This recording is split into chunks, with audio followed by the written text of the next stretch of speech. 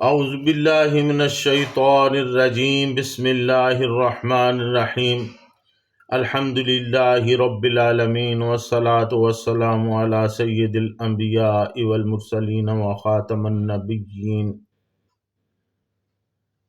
اللہم صلی علی سیدنا محمد وآلہ وصحبہ وسلم بعدد ما فی جمیع القرآن حرفا حرفا وبعدد کل حرف الفا الفا۔ معزز ناظرین، السلام علیکم ورحمۃ اللہ وبرکاتہ۔ جاذب پبلیکیشنز میں خوش آمدید۔ میں محمد سعید جاذب آپ کی خدمت میں حاضر ہوں۔ تعلیم القرآن کا سلسلہ جاری ہے اور میں آپ کی خدمت میں سورۃ النساء کی تفصیلات و تشریحات کے ساتھ حاضر ہوں۔ آج کی نشست میں سورۃ النساء کی آیت نمبر 26، 27 اور 28 شامل ہیں۔ ارشاد باری تعالی ہے، یرید اللہ لیبین لکم ویہدیکم سنن الذین من قبلکم ویتوب علیکم واللہ علیم حکیم۔ واللہ یرید ان یتوب علیکم ویرید الذین یتبعون الشہوات ان تمیلوا میلا عظیما۔ یرید اللہ ان یخفف عنکم وخلق الانسان ضعیفا۔ اللہ تعالیٰ چاہتا ہے کہ تمہارے لیے اپنے احکام کھول کر بیان کر دے اور تمہیں ان کامیاب لوگوں کے طریقوں یعنی راستوں پر چلائے جو تم سے پہلے گزر چکے ہیں، اور وہ اپنی رحمت سے تمہاری طرف توجہ فرمائے۔ اور اللہ تعالیٰ سب کچھ جاننے والا اور حکمت والا دانا ہے۔ اور اللہ تعالیٰ چاہتا ہے کہ وہ تم پر اپنی رحمت سے توجہ فرمائے، اور جو لوگ خواہشات کی پیروی کرتے ہیں وہ چاہتے ہیں کہ تم سیدھے راستے سے ہٹ کر دور نکل جاؤ۔ اللہ تعالیٰ چاہتا ہے کہ تم سے رسم و رواج کی پابندیوں کو ہلکا کر دے، کیونکہ انسان کمزور پیدا کیا گیا ہے۔ یرید اللہ لیبین لکم، اللہ تعالیٰ چاہتا ہے کہ تمہارے لیے اپنے احکام کھول کر بیان کر دے۔ ناظرین، اللہ تعالیٰ ان احکام کو واضح طور پر بتانا چاہتا ہے جو تمہارے لیے بہترین فائدہ مند ہیں، یعنی وہ چیزیں جو تمہارے لیے حلال ہیں اور جو حرام ہیں ان کے بارے میں کھول کر بتانا چاہتا ہے۔ یہ اللہ تعالیٰ کا خاص احسان اور اس کی مہربانی ہے کہ وہ ہمارے فائدے کی باتیں بیان کرتا ہے تاکہ ہمیں انہیں اختیار کر لیں اور نقصان سے بچ جائے۔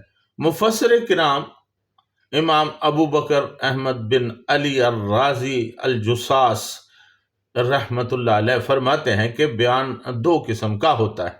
بیان کی پہلی قسم نص ہے، اور اس سے مراد وہ احکامات و فرامین ہیں جو اللہ تعالیٰ نے قرآن پاک میں بالکل صراحت کے ساتھ بیان کر دیے ہیں۔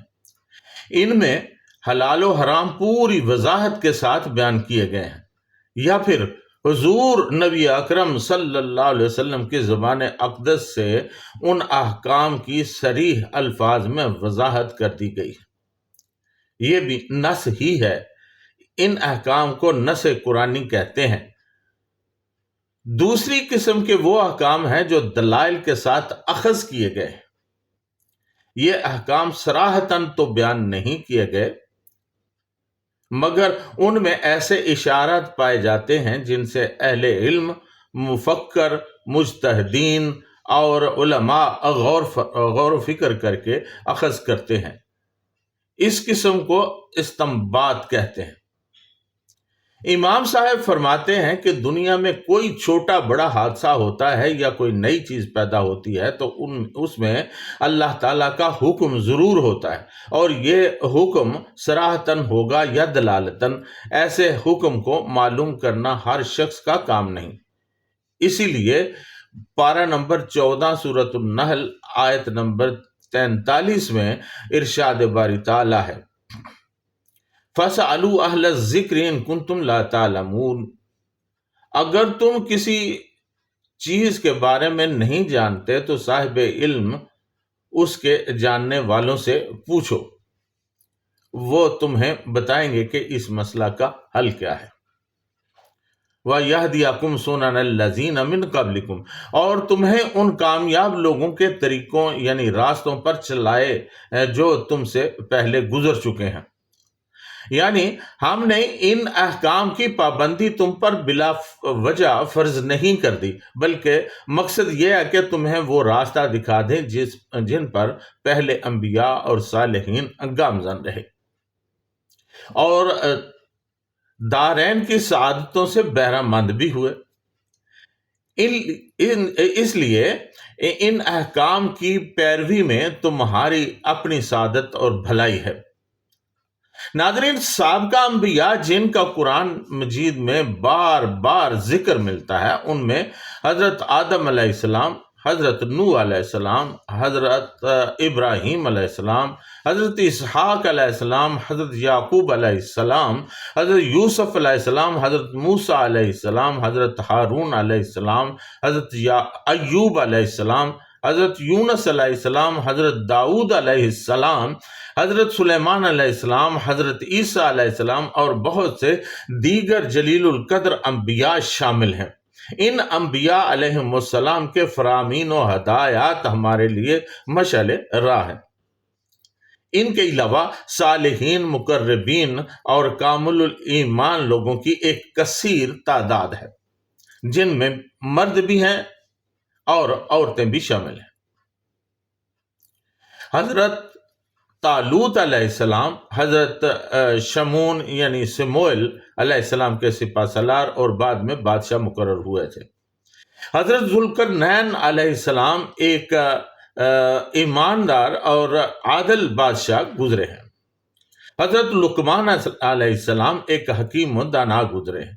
حضرت مریم علیہ السلام، حضرت عیسیٰ علیہ السلام کی والدہ محترمہ جنہیں قرآن نے صدیقہ کا لقب عطا کیا، یہ سب وہ حضرات ہیں جن کا ذکر قرآن مجید نے بطور خاص کیا ہے، اور یہ تذکرہ بطور خاص اس لیے ہے کہ دنیا کے اہل دانش اور سمجھدار لوگ ان کی پیروی کر سکیں۔ مطالعہ سے پتہ چلتا ہے کہ ان سب لوگوں نے اعلیٰ طریقے سے اللہ تعالیٰ کی وحدانیت کی تعلیم دی۔ یہی وہ راستے ہیں جنہیں آج امت مسلمہ کے لیے رہنمائی کا سبب قرار دیا جا سکتا ہے۔ آیت میں اسی طرف اشارہ ہے۔ ناظرین، علامہ ثناء اللہ پانی پتی رحمۃ اللہ علیہ لکھتے ہیں کہ گزشتہ شریعتوں کے احکام اگر وہ ہماری شریعت میں منسوخ نہ ہو گئے ہوں تو وہ ہمارے لیے باقی ہیں، اور کتاب اللہ یا سنت سے اگر ان کا ثبوت ہو رہا ہو تو ان احکام کی تعمیل ہم پر واجب ہے۔ ہاں، یہودی روایات کا اعتبار نہیں، کیونکہ یہودی کافر ہیں اور ناقابل اعتماد۔ البتہ اگر حضرت عبداللہ بن سلام رضی اللہ تعالیٰ عنہ اور حضرت کعب احبار رضی اللہ تعالیٰ عنہ جیسے صحابہ مسلمان ہونے کی حالت میں اسرائیلی روایات نقل کریں تو قابل اعتماد ہیں۔ وَيَتُوبَ عَلَيْكُمْ، اور تم پر رحمت کے ساتھ توجہ کریں، یعنی احکام کی وضاحت سے پہلے جو تم گناہ کر چکے ہو اللہ تعالیٰ ان کو معاف کر دے، یا یہ مطلب ہے کہ اللہ تعالیٰ تمہیں توبہ کی توفیق دینا چاہتا ہے، یا یہ مطلب ہے کہ اللہ تعالیٰ چاہتا ہے کہ تم ایسے کام کر لو جس سے تمہارے گناہوں کا کفارہ ہو جائے۔ ناظرین، توبہ کا معنی رجوع ہے۔ بندے کا رجوع یہ ہے کہ وہ معاصی کو ترک کر کے اللہ تعالیٰ سے معافی طلب کر لے، اور اگر یہ رجوع اللہ تعالیٰ کی طرف سے ہو تو وہ تواب ہے، وہ اپنے بندے پر مہربانی اور شفقت کے ساتھ رجوع فرماتا ہے۔ جب بندہ اس سے معافی مانگتا ہے تو وہ اس کو قبول کرتا ہے۔ بعض اوقات ایسا بھی ہوتا ہے کہ فَأُولَٰئِكَ يَتُوبُ اللَّهُ عَلَيْهِمْ، اللہ تعالیٰ اپنے بندوں پر ایسا مہربان ہوتا ہے کہ معافی مانگنے والوں کو معاف کرنے کے علاوہ يُبَدِّلُ اللَّهُ سَيِّئَاتِهِمْ حَسَنَاتٍ، ان کی برائیاں نیکیوں میں بدل دیتا ہے۔ بندے کی توبہ جس قدر خلوص نیت کے ساتھ ہوتی ہے، اللہ تعالیٰ اس کا صلہ بھی اسی قدر بہتر عطا کرتا ہے۔ واللہ علیم حکیم، اور اللہ تعالیٰ جاننے والا اور حکمت والا ہے۔ اللہ تعالیٰ ہر چیز کو جانتا ہے اور اس کا کوئی کام حکمت سے خالی نہیں۔ انسان کا علم ناقص اور محدود ہے، وہ اللہ تعالیٰ کی تمام حکمتوں کو جاننے سے قاصر ہے۔ اس لیے اللہ تعالیٰ کے نافذ کردہ احکام کو بلا چون و چرا لینے میں ہی بہتری ہے۔ واللہ یرید ان یتوب علیکم ویرید الذین یتبعون الشہوات ان تمیلوا میلا عظیما، اور اللہ تعالیٰ چاہتا ہے کہ وہ تم پر اپنی رحمت سے توجہ فرمائے، اور جو لوگ خواہشات کی پیروی کرتے ہیں وہ چاہتے ہیں کہ تم سیدھے راستے سے ہٹ کر دور نکل جاؤ۔ ناظرین، خواہشات نفس کی پیروی کرنے والوں سے مراد وہ ہر طرح کے لوگ ہیں جو اللہ تعالیٰ کی ہدایت پر اپنے آباء و اجداد کے رسم و رواج کو مقدم سمجھتے اور انہیں انہی چیزوں سے محبت رکھتے ہیں، خواہ وہ یہود و نصارہ ہوں یا منافق یا دوسرے مشرکین ہوں۔ اللہ تعالیٰ نے معاشرتی برائیوں کے خاتمہ کے لیے بے شمار ایسے احکامات نازل فرمائے جن پر عمل کرنا اکثر لوگوں کو ناگوار تھا۔ مثلا میراث میں لڑکیوں اور چھوٹے بچوں کا حصہ مقرر کرنا، بیوہ سے سسرال کی بندشوں کو ختم کرنا، اور عدت کے بعد اسے نکاح کے لیے پوری آزادی دلانا، متبنہ کی وراثت کا خاتمہ، عورت کو خاوند کی طرح طرح کی زیادتیوں سے نجات دلا کر معاشرہ میں اس کا بلند مقام پیدا کرنا۔ ایسی تمام اصلاحات پر بڑے بوڑھے اور آبائی رسوم کے پرستار چیخ اٹھتے تھے اور لوگوں کو مسلمانوں اور اسلام کے خلاف بھڑکاتے رہتے تھے۔ مثلا اللہ تعالیٰ نے 4 سے زیادہ بیویوں پر پابندی لگا دی۔ اب جن مسلمانوں نے زائد بیویوں کی طلاق دے کر فارغ کیا تھا، ان کی اولاد سے یوں کہنا کہ اس حکم کی روح سے تمہاری ماں اور باپ کے تعلق کو ناجائز ٹھہرایا گیا ہے، تو کیا تم جائز اولاد ہو یا ناجائز؟ اور سب سے بڑھ کر اعتراض یہود کو تھے، جنہوں نے از خود کئی حلال چیزوں کو حرام قرار دے دیا اور اپنے اوہام و خرافات کی شریعت الہی کا درجہ دے رکھا تھا۔